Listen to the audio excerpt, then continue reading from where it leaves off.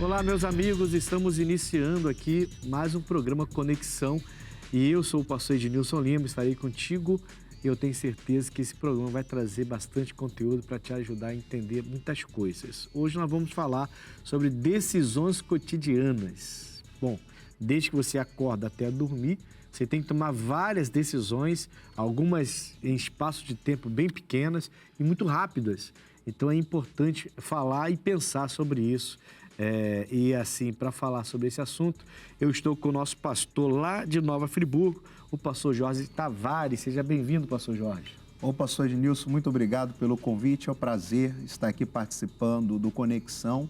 Eu tenho a certeza que vai ser uma bênção em nome de Jesus.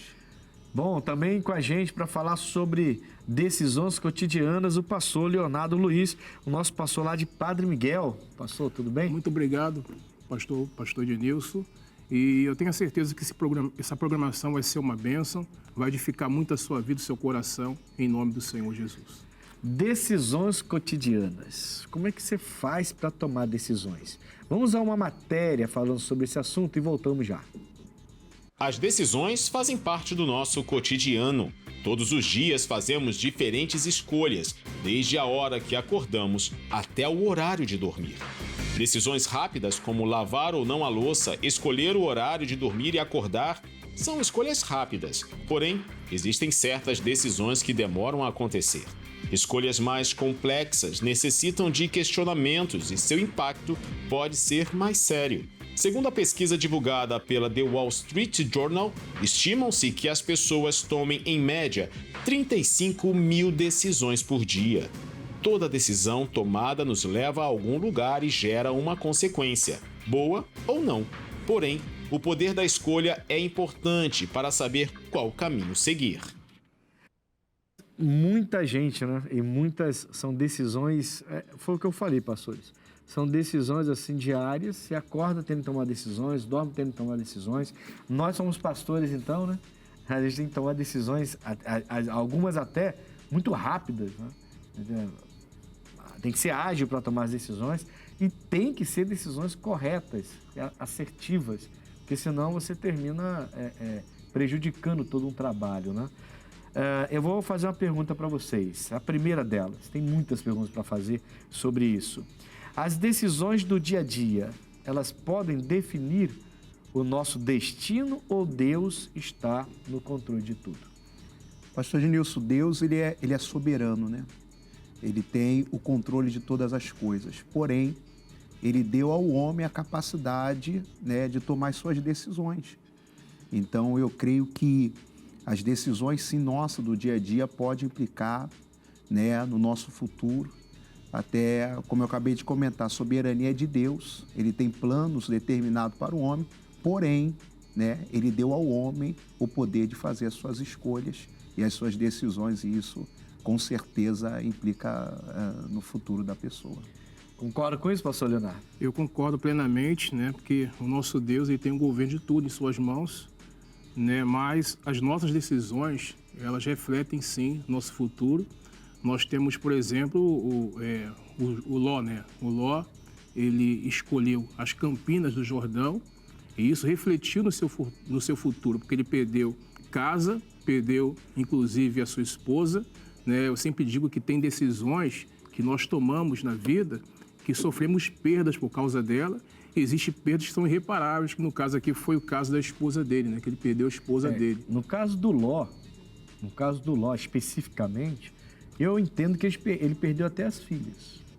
Por quê? Porque elas estavam lá não fisicamente com eles, não morreram, né? Como a esposa virou estátua de sal, mas a mente dela já estava tomada daquele conceito de Sodoma e Gomorra, né? Você vê que elas embebedam o pai e se prostituem com ele, né? Se deitam com ele para gerar filhos. Né? Interessante, ele achava que tinha feito a decisão certa, né? Porque quando ele olha para as campinas do Jordão, que levanta os olhos, diz a Bíblia que ela era bem regada e parecia como o Jardim do Éden.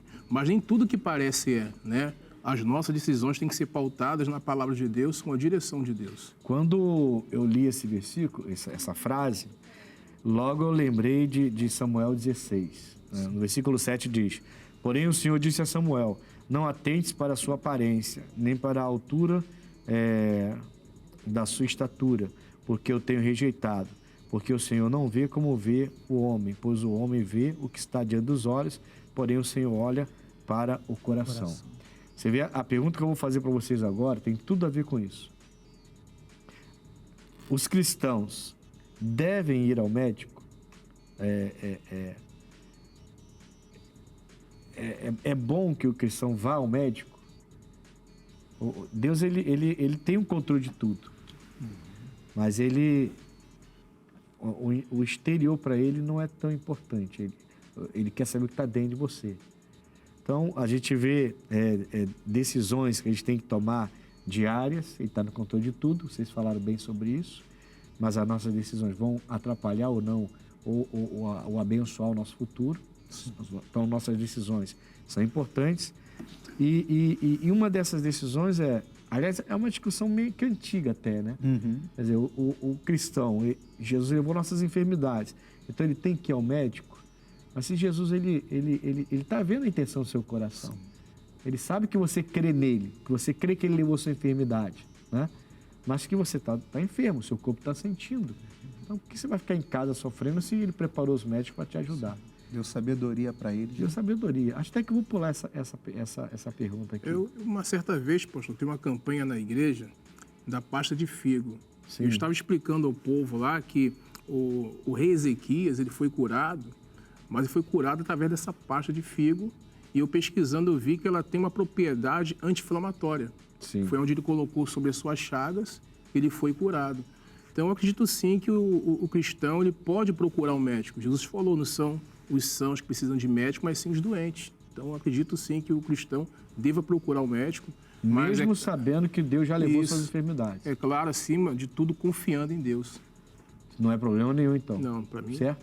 Ela não vai estar deixando de expressar a fé, a confiança em Deus, ela ainda é um médico. E até uma questão de prevenção também, né? Às vezes a pessoa não sabe nem que ela tem uma enfermidade, ela não pode nem exercer a fé dela. Então, é muito importante também. Eu vou em cima disso fazer outra pergunta. Vocês acham que a gente ainda encontra na igreja pessoas que pensam desse jeito, que entendem que se for ao médico, a fé dela não presta, a fé dela não vale nada, ela é uma pessoa sem fé porque ela foi ao médico? Sim, pastor. Ainda tem gente pensando assim? Sim. Inclusive, eu me lembro de uma igreja que eu passei, que lá tinha uma irmã que era muito assim, engessada em relação a isso, em procurar ajuda na medicina. E quando ela quando ela resolveu procurar o médico, a doença, a enfermidade já estava bem avançada. E ela acabou morrendo com aquela enfermidade, aquela doença, que no caso era um câncer. Evoluiu e ela não buscou ajuda antes? Não buscou. Coisa séria, né? Sério. Constantemente a gente tem que dar esses atendimentos, né? As pessoas, elas acham que ela vai perder a fé se ela for, né?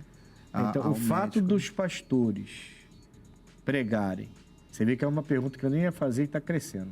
O fato dos pastores pregarem que Jesus já levou suas enfermidades, já levou suas dores na cruz do Calvário, e é fato, é bíblico. Ele realmente levou, né? Isso não influenciaria uma pessoa a não procurar um médico, se a gente não souber ensinar? Tem que ensinar de uma forma que a pessoa compreenda, né? Justamente. Ela não perder a fé. Botei vocês agora numa calça curta, né? Eu até me lembro de uma vez que eu pregava uma determinada palavra e a pessoa, ela, por mais que ali eu viesse trazer uma exposição do versículo, ela saiu com outro entendimento. E aquilo dali trouxe até uma atenção para a gente ser, às vezes, em alguns assuntos como esse, mais detalhista. Então, a gente está sempre explicando a respeito que não altera a fé dela, ela ir ao médico, né? Ela vai conseguir até combater melhor contra a enfermidade. Porém, ainda existe sim, como o pastor Leonardo falou, a gente está sempre dando atendimentos e levando esse conselho para a pessoa que isso não vai abalar a fé dela, né?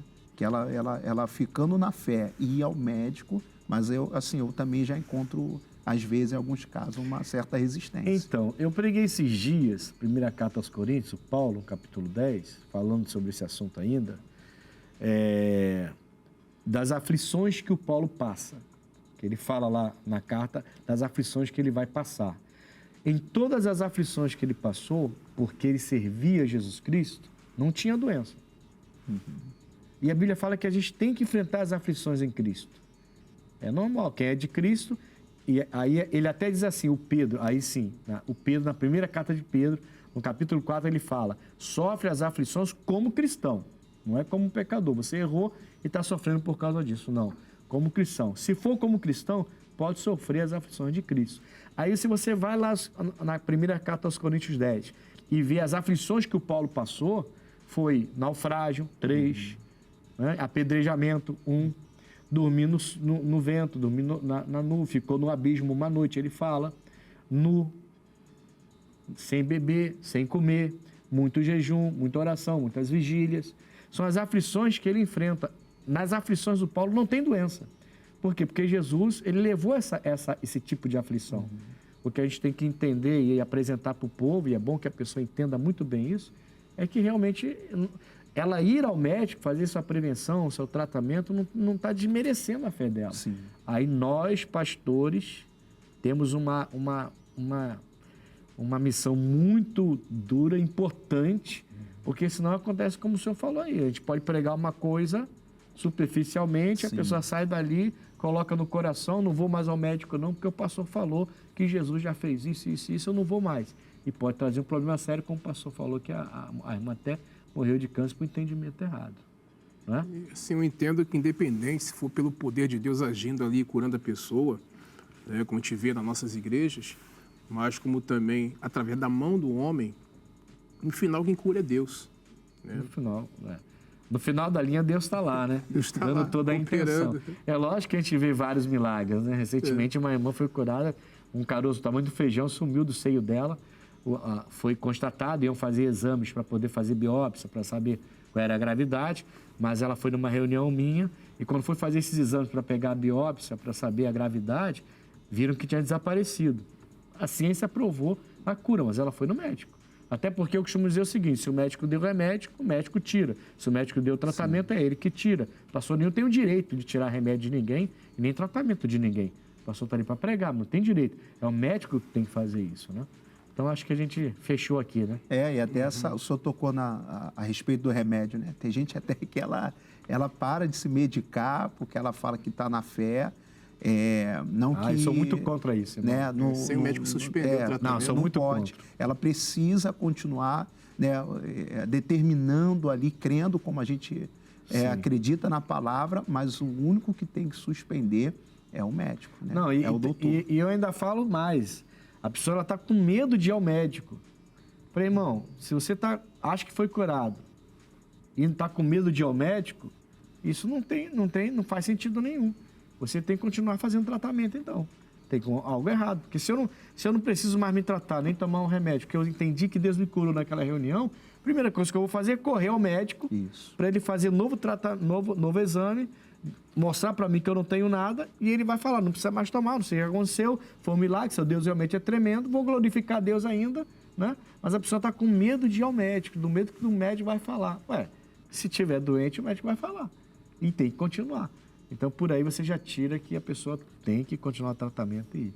A gente tem um trabalho importantíssimo, mas tem que ter muito cuidado, com as nossas palavras, né? Muito cuidado. Vamos lá, vamos seguir, senão a gente não sai daqui, né? Então, cristão deve ir ao médico? Sim. O que significa se vestir modestamente, pastores? Decisão de roupas, né? Como vestir, como se vestir. Hoje isso daí também é um grande desafio hoje, né? Na igreja, né? Na igreja. Meu Deus, você vê cada roupa que eu vou te contar. É um grande desafio. O pastor tem que pregar com a mão no olho assim. Eu estava conversando com o irmão esses dias, né? E ele falou que ele foi numa determinada igreja e ali ele estava assistindo o culto, ele falou que teve que mudar de lugar, né? Porque à frente dele estava uma pessoa vestida inadequadamente. E ele falou, pastor, eu fui convidado, eu fui, mas eu tive que mudar de lugar para poder não estar naquela situação. Né? Eu vejo que as pessoas elas se apoiam muito naquela questão, aquela palavra que diz que Deus ele não olha para o exterior, mas olha para o coração. Só que a gente entende que o exterior ele reflete o interior. Né? Tem uma passagem na Bíblia que diz que assim como o rosto na água corresponde ao rosto, assim o coração do homem é um homem. Então, o nosso exterior vai refletir aquilo que está dentro de nós. Sim. Então, a pessoa que é de Deus, que é de Jesus, ela se veste decentemente. A pessoa, ela... Bom, primeiro você não depender de mostrar nada para ninguém, né, irmão? Porque por que a pessoa precisa, se ela entendeu que ela é de Cristo, que o corpo dela é templo do Espírito Santo, qual é a necessidade dela de mostrar o corpo dela? A gente não está falando de um exame que tem que tirar a roupa, não.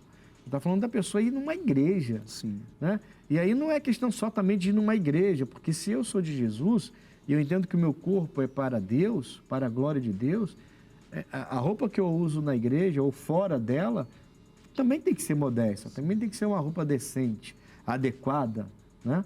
Lógico, eu não vou para a praia mergulhar de terno e gravata, né? Eu vou de bermuda, eu vou de short para mergulhar. Mas eu não gosto nem de tirar a blusa. Sim. Quando eu estou em piscina, por exemplo, com o povo da igreja, eu não tiro. Eu uso bermuda e uso camisa. Na praia, ainda consigo tirar a camisa ainda para mergulhar. Mas, assim, não critico nenhum homem quando entra de camisa mergulhando também, não. Assim, então, o povo de Deus, nós estamos falando aqui do povo de Deus, certo? Eu acho que tem que ter essa preocupação. Aqui tem até um texto que a gente pode discutir um pouquinho sobre ele, bem rapidamente, né? Para que o pessoal possa entender o conceito aqui do apóstolo Paulo. Ele fala assim, para o Timóteo, que do mesmo modo as mulheres se ataviem, na primeira carta a Timóteo, capítulo 12, versículo 9, que do mesmo modo as mulheres se ataviem em traje honesto, com pudor e modéstia, não com tranças ou com ouro, pérolas e vestidos preciosos, mas como convém a mulheres que fazem profissão de servir a Deus com boas obras. Não está falando de qualquer mulher. Sim.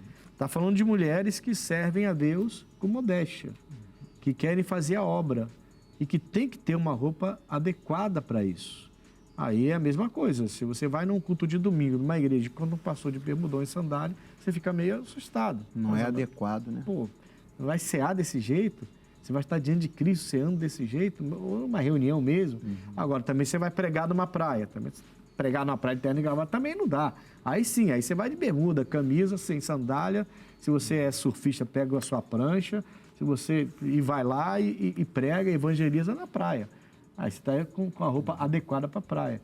Agora, tem roupa que ela não é adequada para o cristão, porque ela é indecente. É simples assim. Aí você vê, por exemplo, esse caso do pastor, que teve que mudar de... Foi o membro. Um membro. Teve que mudar de... Convidado, né? Nessa igreja teve que mudar, né? Teve que mudar. Mudar para poder não ficar de frente com aquilo lá. Isso. Só que aquela pessoa, provavelmente, provavelmente nem é cristã.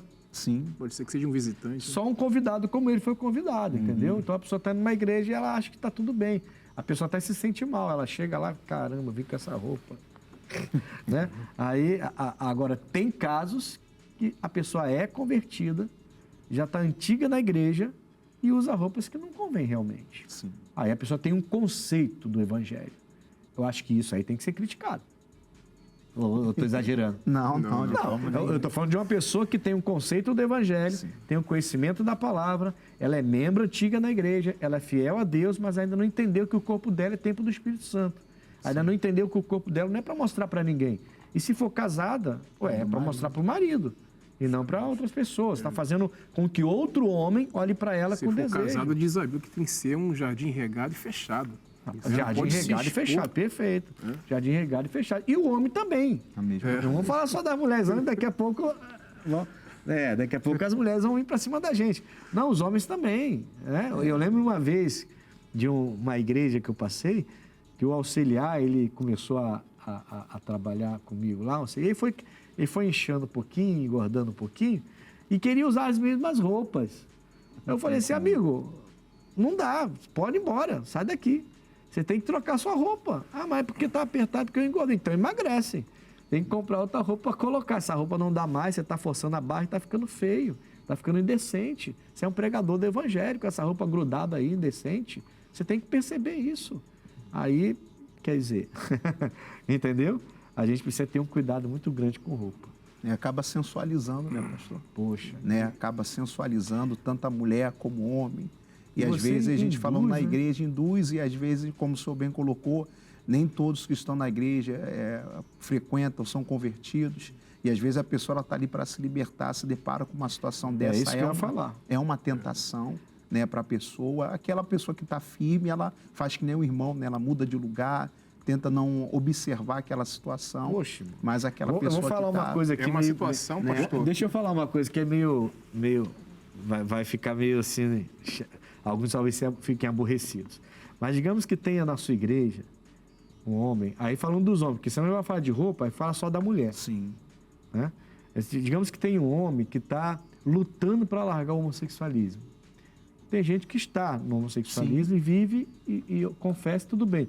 E tem gente que não quer largar, a pessoa quer deixar. E vai à igreja para se libertar. Natural isso. A gente vê isso constantemente, né? Então, digamos que a pessoa esteja ali, esteja na intenção de abandonar. E ela pega um homem que, aí, de repente, aqui está falando das mulheres que fazem a obra. Então, você está pegando um obreiro, uma pessoa que deveria ser uma referência para ele. E aquela pessoa está sendo usada para tentá-lo. Porque ela está usando uma roupa que é uma roupa que ele costuma ver lá fora. E ele costumava usar. E agora não usa mais. Então, o homem também tem que se preocupar com isso. A gente falando de mundo espiritual, só falou de tentação, que às vezes algumas pessoas falam que a maldade está nos olhos de quem vê. Mas Isso não é assim, né? Falando assim naturalmente, só fisicamente, né? Mas não é dessa maneira, né? E a gente também lidar nessa questão da tentação do mundo espiritual. Então a gente tem que ter sim um comportamento, temos O cristão que pensar, sabe né? que vai ser tentado, irmão. Exatamente. Ou não sabe, pastor Leonardo? Sabe sim. Não está na Bíblia isso? Tá. Eu já presenciei uma situação, pastor, na minha igreja. Né? O altar é um lugar bem alto, onde você é amplo, que você tem assim, uma visão bem ampla, né? Sim. Então, eu avistei uma situação em que um casal gerou tanto desconforto que um casal ele teve que trocar de lugar. Porque quem estava na frente estava com um traje, uma vestimenta tão indecente que o casal ficou desconfortável e tiveram que trocar de lugar. Olha só que situação. Difícil. Tá, então, aí que tá. Se a pessoa que está ali na frente é uma convidada, uma pessoa que veio pela primeira vez, não tem fé, não tem a fé, não tem um conceito da nossa fé, tudo bem, você até tenta entender, que, embora ela saiba que está indo numa igreja, né? Então, ela já deveria só entrar numa igreja, procurar uma roupa mais decente. Mas tudo bem. Agora, se essa pessoa é antiga do evangelho, com essa palavra, está na presença, poxa, aí é aí que está o negócio, né? Porque a pessoa ela deveria entender isso já deveria entender. E aí serve para homem, para mulher, mas serve para homem também. Concordamos? Sim, com Não é? certeza. Bom, vamos lá. Vamos dar sequência, senão a gente não para. Trabalhar em um ambiente mundano, onde se vende bebida alcoólica e cigarros, é pecado? Olha, eu entendo que não, pastor. Por exemplo, Daniel esteve na Babilônia, mas ali não se corrompeu, né? Como também José esteve no Egito e ali não se corrompeu. Agora, tem uma passagem que fala que se nossos pés nos faz tropeçar, arranque-o fora. Não é no sentido literal, é claro, mas, por exemplo, a pessoa está no ambiente e aquele ambiente, os seus pés estão num ambiente que o leva a pecar, então tem que tirar o pé daquele lugar, tem que sair dali, né? Mas tem situações em que a pessoa trabalha no local, por exemplo, um Consegue restaurante. até ganhar as almas ali, né? Um restaurante, ele é de Deus e ali até faz a diferença, né? Como foi o caso de Daniel, que esteve dentro da Babilônia e ali ele fez a diferença. E aí, pastor Jorge? Concorda, discorda? Não, concordo. Em partes, assim, tem situações que não tem como a pessoa ela sair imediatamente, né? Por exemplo, ela trabalha no mercado, né? Ela lida com comidas, mas acaba lidando com bebidas também, né? E aí fica, às vezes, complicado a pessoa ela sair e ela ficar naquela situação de vulnerabilidade, né? Digamos que você seja um garçom. Aí você vai na mesa e a pessoa pede uma cachaça. Você é de Deus. Você vai ter que servir a cachaça. Tem que servir. Mesmo sabendo que aquela pessoa ali pode beber, depois chegar em casa, espancar a esposa, pode trair, pode sair dali, adulterar porque bebeu demais, pode bater com o carro, pode morrer. Você mesmo sabendo disso tudo, tendo essa consciência como cristão, você está ali para servir. Você vai ter que servir. Vai ter que servir. Então não é pecado. É pecado? Se é Não, trabalho, também- se é profissão. Também concordo que não. Eu entendo Mas que Pode ser um alguns embaraço. casos não convém, né? não convém, como eu falei. Aí é outro assim. assunto. É. Não é pecado, mas também não convém Sim. muito. Aí tem que orar para ver se Deus dá outra oportunidade, sair dali, trabalhar em outro lugar. Mas alguns casos são pesados, né? Agora, se a pessoa se sente desconfortável, ela tem que orar, né? Para que Deus abra uma outra porta. Ela Porque, por possa exemplo, entrar. você vai trabalhar numa boate, serve de tudo, você vê de tudo. Você é servo de Deus. Domingo você vai estar ali, fechar os olhos, vai ver coisas que você viu na boate no sábado anterior, na virada de sábado para domingo, seja para sábado. Você não consegue nem se concentrar ali para buscar Deus, que está aquela visão toda ali, daquela boate, aquela bebedeira, droga, prostituição, aquela coisa toda ali. Pô, não convém. Não é pecado, é profissão, vai receber. A Bíblia manda obedecer os seus senhores aqui da terra também, mas também não convém, né? Então tem que orar. Essa pessoa precisa orar a Deus. Tem que né? orar. É uma situação bem complicada e ampla também, né? Porque existem vários trabalhos que envolvem Sim. a bebida, Sim. né? O cigarro, então é melhor a pessoa buscar aí a Deus, orar e uma outra porta. Eu acho que o que o pastor abrir. falou, pastor Leonardo, é de grande valia, porque, assim, tá incomodado? Isso. Mas não tem jeito, vai ter que sair. Agora, não, tem outro lado também, né? Você não está incomodado por quê? Porque já está gostando? Então, é bem Pô, complicado. É complicado, é uma discussão grande isso aí, dá uma discussão grande. Porque, você não está incomodado porque você está vendendo uma coisa que vai fazer a pessoa trair a família, ou pode beber embriagado e bater. Imagina, você serviu aquela pessoa a noite inteira. E no dia seguinte sai na televisão que ele bateu com o carro, tirou uma vida e ele mesmo morreu, tirou uma vida. E você lembra daquela pessoa e você fala, caramba, E às vezes até eu servi essa pessoa que achava... Ele saiu dali e bateu desse jeito. E às vezes até você é servo uma de Deus. própria tentação para a própria pessoa, né? Se ela não está liberta totalmente, né? Se tornar até uma... É, porque todo mundo está sujeito à queda, né? Isso. Então, concordamos que não é pecado. Sim. Mas concordamos que alguns casos são pesados e não convém. Não convém. Então, vamos continuar. Já concordamos. Como deve agir um cristão ao vivenciar um morador de rua pedindo dinheiro? E aí? Tem que ter muito cuidado, né? Eu acho que quando a gente se depara com uma situação como essa, a gente precisa ministrar a palavra, né? E devemos orar, guiar até Jesus, né? Que é o principal. Ajudar com outros tipos de ajuda, né? Eu acho que dar dinheiro para um morador de rua é bem complicado, né? A gente não sabe naquilo que ele pode usar esse dinheiro, né? Eu não dou. Entendeu? Então, Ó, sabe, eu vou te falar o que eu faço. Se alguém parar na minha janela assim, vendendo alguma coisa, compra. um salgado, um doce, alguma... Às vezes, eu dou o dinheiro e falo para a pessoa assim, pode vender para outro que eu não quero o seu produto, não. Só estou te dando o valor que o produto vale. Porque eu estou vendo que o cara está batalhando, ele está trabalhando. Agora, só porque é morador de rua dá dinheiro na mão, não vou Não dar. tem como. Aí eu posso dar uma quentinha, roupa, qualquer coisa. A gente faz sempre isso. Aí a gente faz. Mas dinheiro eu não dou, não. Não vem com historinha. Outro dia teve um que ficou com uma raiva de mim danada. Ela estava na porta, assim, da padaria, pedindo. Todo já malandreado, todo cheio de copinho. Não, porque tem que levar o leite da criança, meu irmão. Leite da criança, 2 horas da tarde, rapaz. Leite da criança de manhã. O cara ficou com uma raiva, ficou pra lá e pra cá. Depois falou, ele faz isso tudo, todo mundo. Daqui a pouco você vai dar dinheiro e vai voltar de novo. Vai voltar. É tudo pra bebedeira, pra drogas. Infelizmente. O viciado, eu já fui viciado, irmão.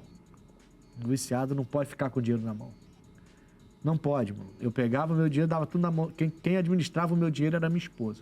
Porque a hora que eu achava que podia e eu dominava, queria dominar, o dinheiro ia todo embora. E quando você começa, não para. O vício é pesado. Quando começa, não para. Aí quem administrava tudo era ela, para poder sobrar alguma coisa, senão não sobrava. E já aconteceu de chegar em casa sem nada. Nada, receber e passar aquele mês dependendo de... É pesada a coisa. É complicado. Então, assim, tem que ter um cuidado muito grande, né? Esse pedite aí, esse morador de rua. Eu também, particularmente, não Não dou também, pastor. É complicado. Nós vamos a um intervalo bem rápido. Voltamos já com Conexão.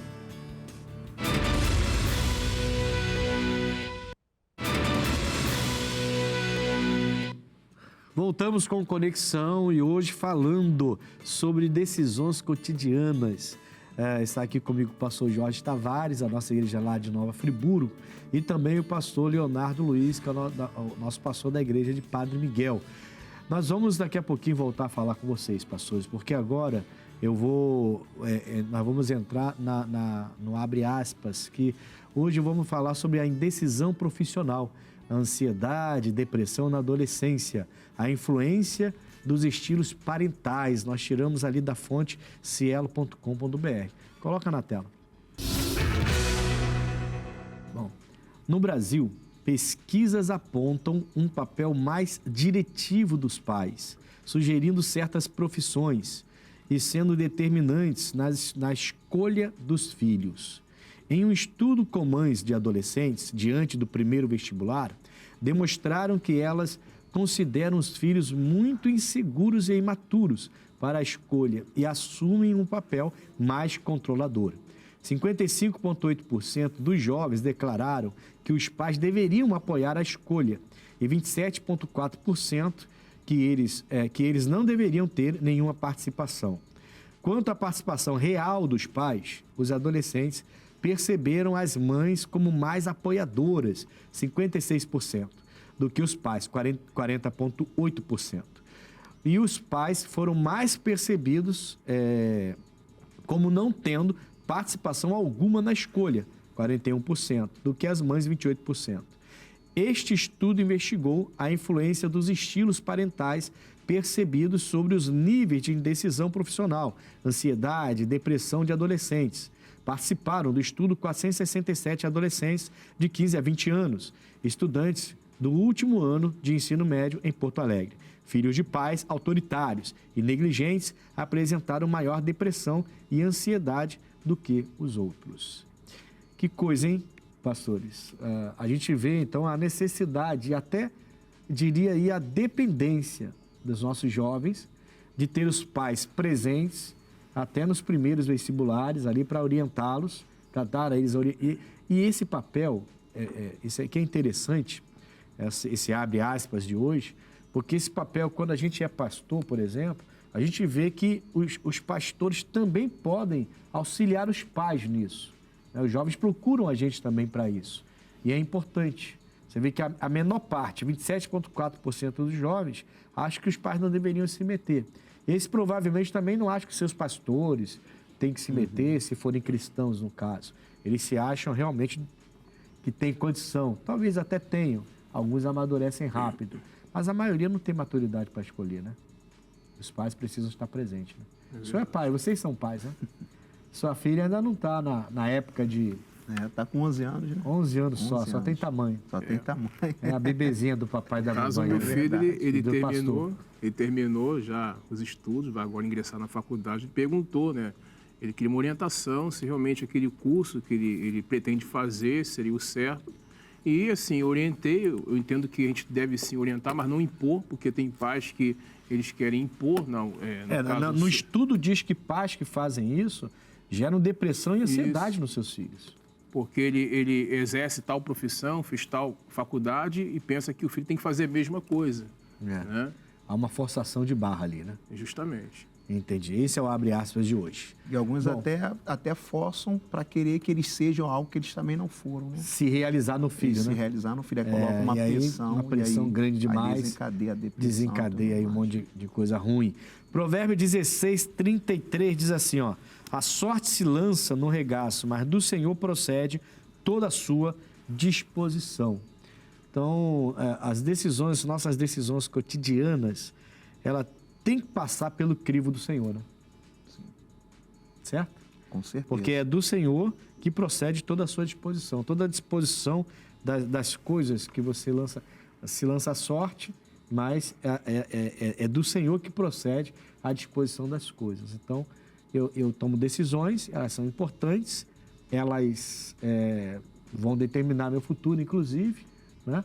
Mas eu preciso olhar para a palavra de Deus, certo? Com certeza. É Ele que vai dispor tudo pra gente. Exatamente. Vai nos guiar, né? Vai nos dirigir. Vamos lá. Pastor Leonardo, é errado querer ser famoso?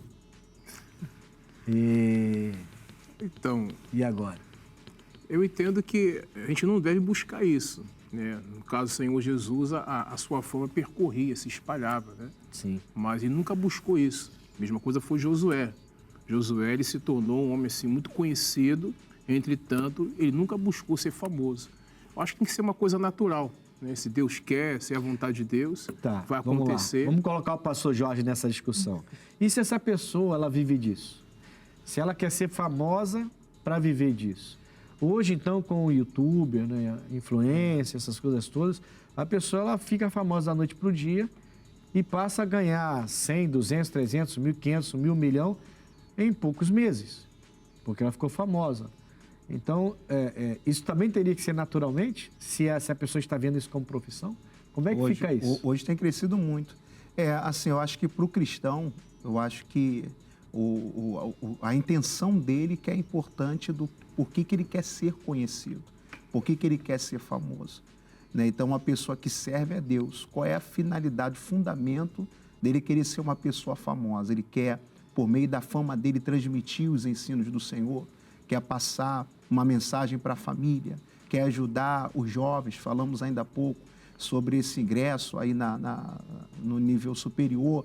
Então, para mim, assim, depende muito para o cristão, para aquilo que a mensagem que ele quer passar, a intenção. O propósito, né? O propósito. Agora, para quem não é, né, é o meio dela ganhar um bom dinheiro, né? Não, então, a pergunta é errado querer ser famoso? Se for por vaidade, então, Isso. Se for só para aparecer, Mas o famoso hoje em dia é diferente do famoso do passado, né? Porque o famoso de hoje em dia, quem se torna famoso vai para a mídia e acabou.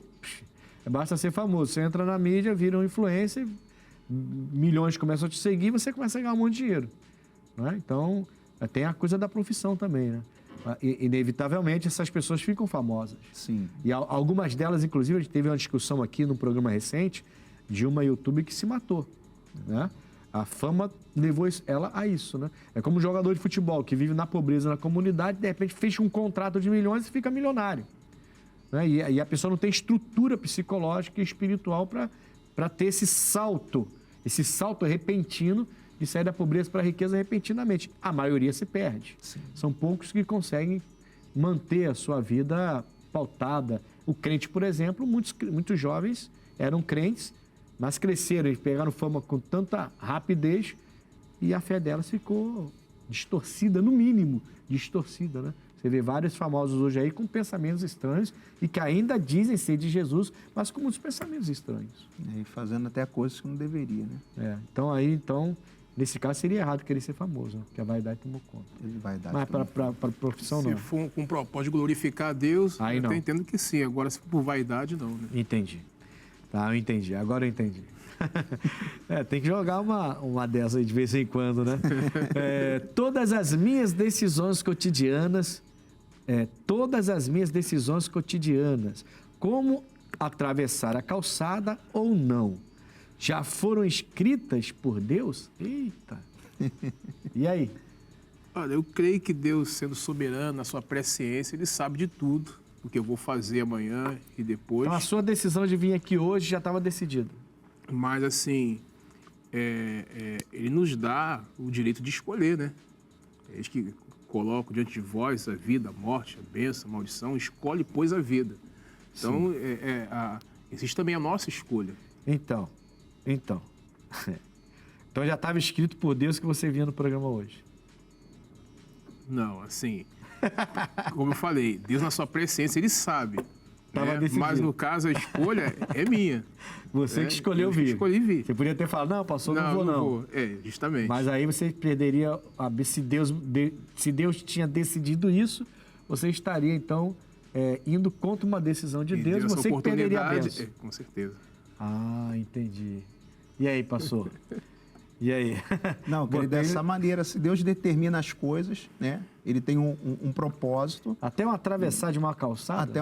Porque um atravessar de uma calçada, às vezes é algo que pode acontecer ali também, né? Eu lembro uma vez que eu ainda estava na estrada do Portela ainda, e aí eu quase não ia em casa, né? Estava auxiliando ali, começando a obra, eu quase não ia em casa. Aí um belo dia era uma sexta-feira, eu estava descansando no quarto, entre o culto e o outro. Aquele dia, sexta-feira eu começava a fazer o primeiro culto às 6 horas da manhã, e já era tarde, estava cansado da semana. E aí eu descansei um pouco, aí veio aquilo no meu coração. Leva a roupa hoje para sua mãe. Minha mãe lavava as minhas roupas, né? E aí leva hoje. Eu falei, poxa, mas hoje não é, né? O dia de eu levar, eu nem levava, né? Ela é obreira lá em Madureira e quando ia à igreja, ela levava, né? Com meu pai, levava de carro. Eu nunca tinha feito isso, mas naquele dia eu senti, eu fui. Quando eu voltei, o ventilador de teto, ele havia soltado, né? E caiu onde você estava. E caiu onde eu estava. Meu Deus. Então, obedeça assim, a direção de Deus. Ouça o que eu estou te falando. Deus pode estar te livrando de ventilador.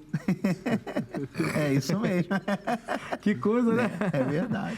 Quando eu fui passando a Friburgo, eu conto sempre esse testemunho de uma vez que eu estava voltando para casa, estava frio, e a gente descia, eu morava em Conselheiro Paulino, Sim. a gente descia, pegava um beco e saía de frente para o prédio onde morava. E o ônibus vazio, tudo vazio, tarde da noite. Quando eu vou puxar a tal da cigarra, né, que tinha aquele fiozinho, quando eu vou puxar, Deus falou assim, não puxa. E eu olhei pro lado, não tinha ninguém perto de mim, o trocador ficou me olhando e eu parado em pé sozinho. E aí passou o meu sinal, eu parei lá na frente, no outro, vim andando lá de baixo, pegando um frio danado. Mas eu fiz o que Deus mandou também. E eu não sei, você sabe o ventilador. Né? Às vezes é um livramento, né? E eu não sei o que Deus me livrou até hoje, mas eu obedeci. Tem que ser sensível nas pequenas coisas. Né? E a gente vê também com isso que às vezes a gente não é sensível e a gente faz, não sei se vocês já passaram por isso, eu já passei algumas vezes, a gente faz e a coisa não dá certo e eu falo assim, poxa, bem que eu senti de Deus que não era para fazer. Eu senti que não era e eu fui lá e fiz. Olha o que aconteceu. Então Deus realmente ele tem um controle de tudo, mas a gente às vezes não é sensível. Né? Isso. É por aí, né? Por aí. É por aí? Então foi Deus que trouxe o senhor aqui hoje. Sim, com certeza. Mas o senhor decidiu vir. Então tá bom. Aceitou, né? Aceitou a direção. A direção. Glória a Deus. Vamos lá então. O que a Bíblia diz sobre um cristão ficando solteiro? Eita, essa é boa. É complicado, hein? O cristão sentiu de ficar solteiro. Não quero casar, não quero saber. O que a Bíblia diz sobre um cristão ficando solteiro? Eu creio que Deus vai respeitar a decisão dela, como até o apóstolo Paulo ele disse, né? Se a pessoa ela entende que ela consegue ficar só, que ela fique, né? Tá, vamos lá. Mas o Paulo fala isso em relação à obra, né? Sim, tem esse porém também. Porque o solteiro, ele cuida melhor da obra de Deus do que o casado, né? O contexto é esse, né? Sim. Porque, por exemplo, em Gênesis 2:18 diz, e disse o Senhor Deus. É Deus falando. Não é bom bom que o homem esteja só. Então, o primeiro homem, o Adão, Deus olhou e falou assim, esse cara bom vai se perder, esse cara sozinho vai se perder. Sim. Ficar sozinho não vai dar certo, não. Não vai ficar bom de cabeça, não. Vou preparar uma mulher para ele. Tudo bem que a mulher deu problema para ele. Ele terminou tendo um problema com a Eva lá. É a tal da serpente que enganou a Eva.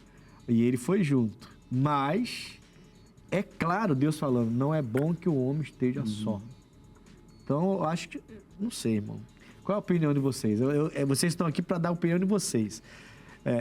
Eu entendi o que o irmão falou. Sim, eu falei na questão de não ser condenado a essa decisão dele. Entendi. Mas o plano de Deus, claro, não é que a pessoa não então, fique só. Porque a pergunta é essa. O que a Bíblia fala sobre um cristão ficando solteiro? Quer dizer, então se for para a obra de Deus, tranquilo. Sim. Eu entendo que sim, né? Por vocação, a pessoa quer não se por dedicar, obrigação, igual algumas religiões se dedicar à impõem. obra, né? E como diz, né, a palavra, agora se não consegue se conter, melhor que se case. O próprio texto, melhor que é o texto que você está falando, isso, certo? Isso. É 1 Coríntios 7, né? Isso. Que comenta sobre isso, mas falando da obra. Da obra. Se você é solteiro, fica se abrasando, não consegue se segurar, então tem namoro, tem... Quando fala solteiro, Paulo fala, é um homem ficar só solteiro mesmo. Isso. Sem nada. Não tem beijinho na boca não, filho. Não tem esse negócio de não. Pode parar. É solteiro. Vou fazer a obra de Deus, não tem nada, não vem pra cima não. Não quero nada com ninguém. É esse solteiro quem está falando. Não é um solteiro namorador, namoradeira, que fica para lá e para cá o tempo todo. Aí o Paulo fala isso que o pastor disse. Se é para ficar se abrasando, é melhor que se case. Se você não consegue, então se case. Sim. E aí? Aí complica, né? Não tem como. Poucos têm vocação, o Paulo teve, mas poucos têm vocação, mesmo para servir a Deus, de ficar sozinho, sem ninguém. Aí vai cair em pecado. Aquele solteiro que, na verdade, ele é solteiro, mas quer ficar.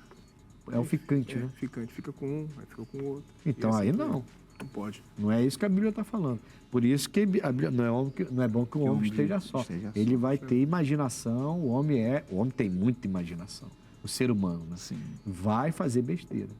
Então aí, eu entendi o que você falou. Sim. Não é que seja errado, né? Sim, na questão de ser condenado por isso, sim, né?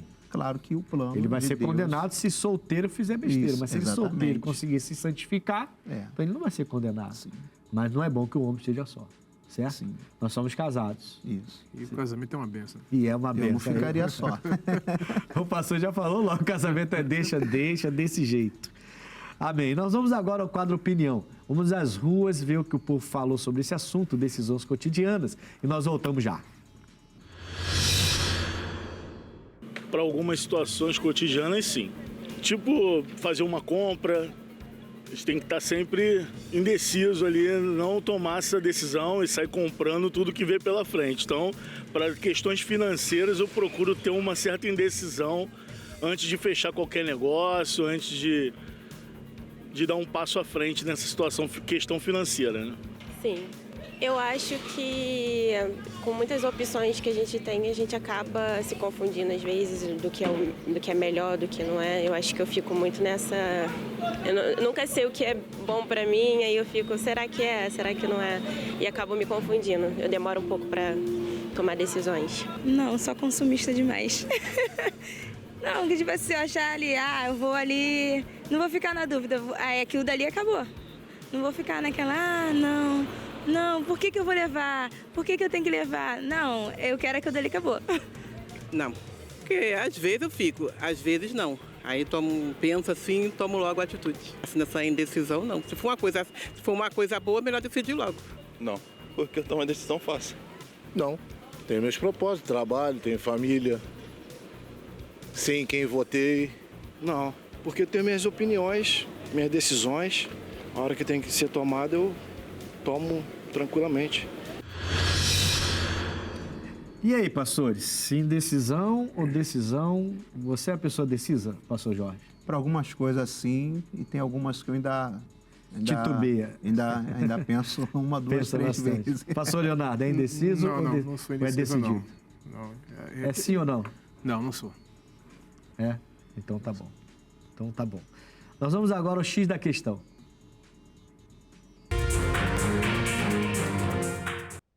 Bom, o X da questão de hoje é como saber se estou tomando as decisões cotidianas de maneira certa. Eu trouxe Hebreus para vocês, capítulo 12, versículo 1 e 2. Portanto, nós também, que estamos rodeados de uma tão grande nuvem de testemunhas, deixemos todo o embaraço e o pecado que tão de perto nos rodeia e corramos com paciência a carreira que nos está proposta, olhando para Jesus, autor e consumador da fé, o qual, pelo gozo que lhe estava proposto, suportou a cruz, desprezando a afronta e assentou-se à destra do trono de Deus. Então, as decisões, elas precisam ser tomadas cotidianamente, olhando para Jesus. É o que ele disse, então é sim. É o que ele não disse, então é não. É o que ele quer, é o que ele gosta, é o que a palavra de Deus me orienta. A gente tem que pensar. Não pode sair tomando decisões correndo. Mas, uma vez que você avaliou, tem que decidir também. Não pode ficar em cima do muro. É sim ou não. Aliás, foi por isso que eu falei com o pastor Leonardo antes, né? Eu falei, é sim ou não? E aí ele, acho que até que ele entendeu que eu estava falando para ele falar sim ou não. Mas, na verdade, é o que a Bíblia fala, né? Sim ou não. É isso aí. Pastores, foi uma bênção tê-los aqui no Conexão. Estamos chegando aqui ao final. Endereço, horário de culto e até a próxima, né?